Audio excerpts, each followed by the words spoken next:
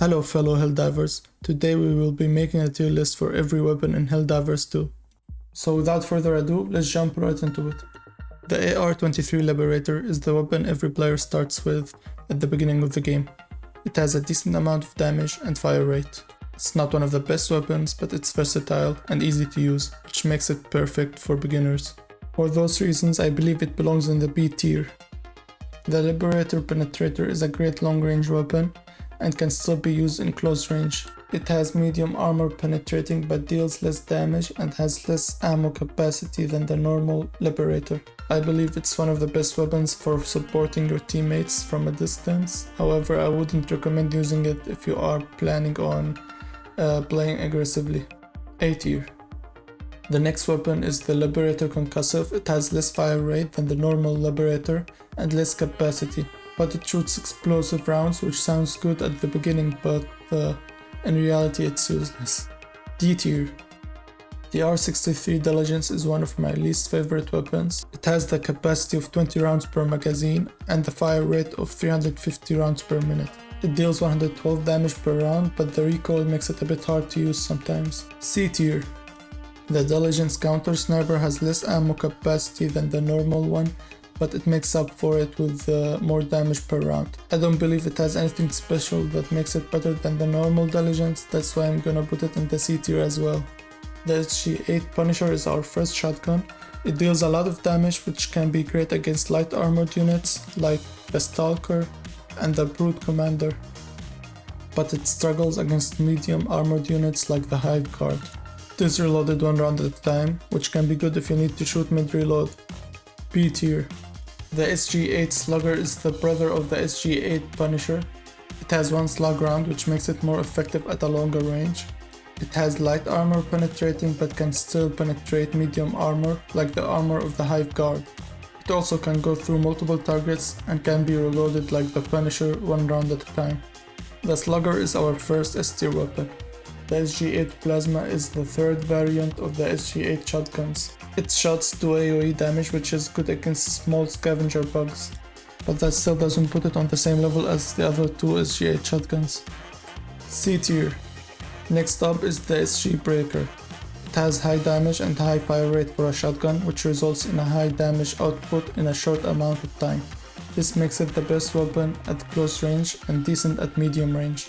The only downside is that you will be going through your mags so fast, but if you are good at managing your ammo and constantly picking up ammo off of the ground, you should be fine.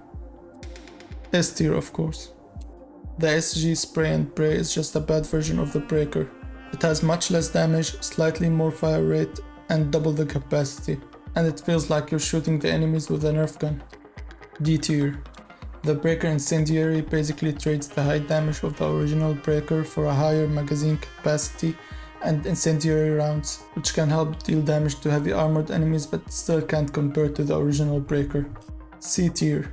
The Defender SMG is my favorite weapon in the game. It has a high damage per round and a slightly lower fire rate than the Liberator, which seems bad at first, but in my opinion it makes it easier to micromanage your ammo and lose less rounds when switching between enemies. Also, since the Defender is an SMG, it can be held with one hand, which grants the ability to shoot while running away and while holding objective items like the SSD package. The Defender SMG feels like the most balanced weapon in the game, and it might be controversial, but I believe it belongs in the S tier. The LAS-16 Sickle is the first energy-based weapon on our list, and I'm pretty sure we all know it belongs in the S tier. The high fire rate and decent damage per round makes it the best weapon at medium range, but the fact that it can have infinite ammo if properly used makes it easily an S tier weapon. The only downside it has is that it needs a charging time before it starts shooting, but it's really not that long. The Scorcher is the hardest weapon to get because it requires a lot of grinding. Although it doesn't deal a lot of damage for how low the fire rate is, it is still surprisingly decent against automaton units with shields. However, for fighting anything else, it really isn't that good, and you always risk killing yourself when shooting enemies close to you. That's why I'm putting it in D tier. Next is LAS-5 Laser, F tier. Arc-12 Blitzer. I still haven't bought this weapon. However, after watching some online reviews, I found out that it's really bad against automatons but decent against bugs. D tier. The Jar Fire Dominator isn't really one of the popular weapons in the game, probably due to its slow aim. It does have a high damage output and is decent at long range. However, these two traits aren't enough to make up for its low mag capacity, slow aim, and high recoil. It's a D tier weapon. Alright guys, this was it for our tier list. Let me know in the comments which parts of the tier list you agree with and which you do not.